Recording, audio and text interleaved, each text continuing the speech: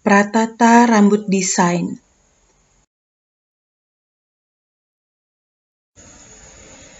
Tujuan dari pratata desain adalah untuk menunjang pembentukan suatu desain penataan rambut, antara lain, yang pertama, membantu berhasilnya suatu penataan rambut sesuai dengan desain yang diinginkan, dan yang kedua adalah mengarahkan gelombang rambut sesuai dengan pola penataan yang diinginkan.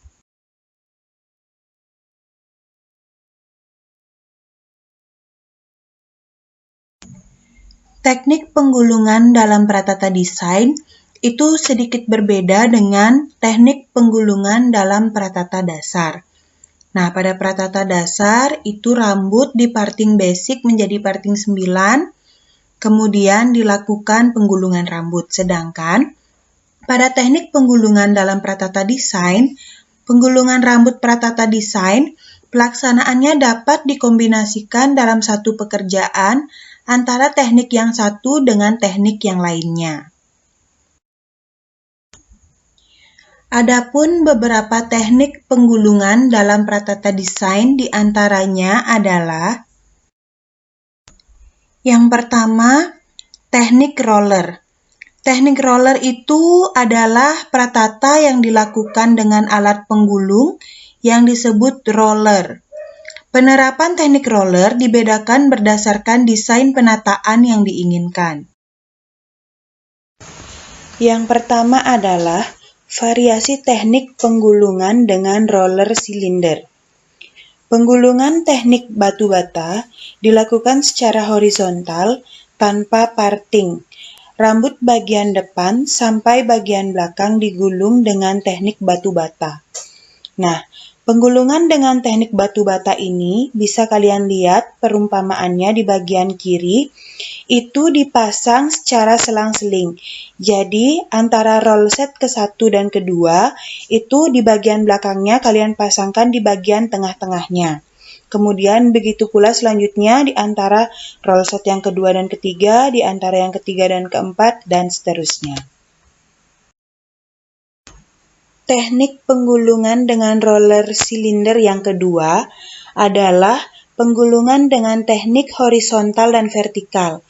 Jadi, rambut pada bagian depan, itu tepatnya di bagian ubun-ubun, itu digulung secara vertikal, sedangkan rambut bagian samping dan belakang digulung secara horizontal.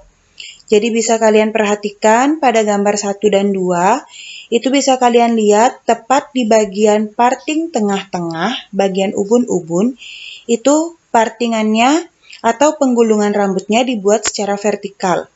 Dan di bagian samping serta belakang itu dibuat secara horizontal.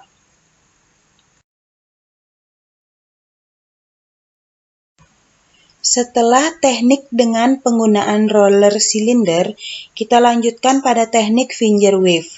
Jadi teknik finger wave ini adalah teknik membuat gelombang atau ikal rambut secara basah dengan bantuan jari-jari tangan, sisir, dan kosmetika pratata, baik itu jelly, baik itu hairspray, baik itu hair mousse, baik itu styling foam, dan dapat lebih mudah diterapkan untuk rambut pendek atau sedang dan untuk rambut yang ikal.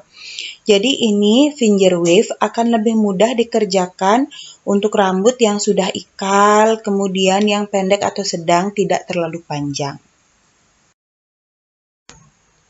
Teknik finger wave terbagi menjadi 2. Yang pertama adalah finger wave horizontal. Finger wave horizontal adalah suatu bentuk finger wave yang desainnya dibuat secara mendatar atau horizontal. Jadi dia dibuatnya secara mendatar, menurun ke bagian samping ya. Untuk yang di bagian atas, parting ear to ear, itu dibuat ke samping kanan dan kiri, atau dibuat asimetris, lebih menonjol ke kanan atau lebih menonjol ke kiri. Dan yang di bagian belakang dibuat horizontal atau mendatar ke bagian bawah. Nah, dan yang kedua adalah finger wave vertikal. Fingerwave vertikal adalah suatu bentuk fingerwave yang desainnya dibuat secara tegak lurus atau vertikal. Nah, bisa kalian perhatikan pada gambar kedua, itu adalah teknik atau cara pengerjaannya. Jadi dia dibuat vertikal, dari depan ditarik ke belakang, seperti itu ya. Jadi gerakan tangannya vertikal ke bagian belakang. Hasilnya bisa kalian lihat pada gambar yang pertama. Nah, yang selanjutnya adalah teknik Pinkel atau sculptor curl. Nah, teknik ini merupakan salah satu pratata desain yang paling banyak digunakan. Merupakan bentuk pratata desain yang dibuat dengan jari-jari tangan, disisir kemudian dijepit menggunakan pin. Pinkel pada umumnya dilakukan terhadap rambut yang telah mengalami tapering pendek maupun setengah panjang. Tujuannya, pratata ini adalah untuk menghasilkan bentuk gelombang pada rambut yang lembut dan alami di seluruh kepala. Dapat kalian perhatikan di gambar yang pertama dan gambar kedua, itu rambut disisir kemudian dibagi section per section, kemudian masing-masing section digulung, lalu dijepit menggunakan pinkel.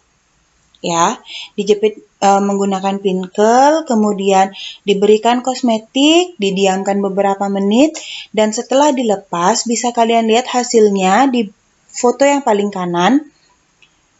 Dia akan menghasilkan gelombang pada rambut.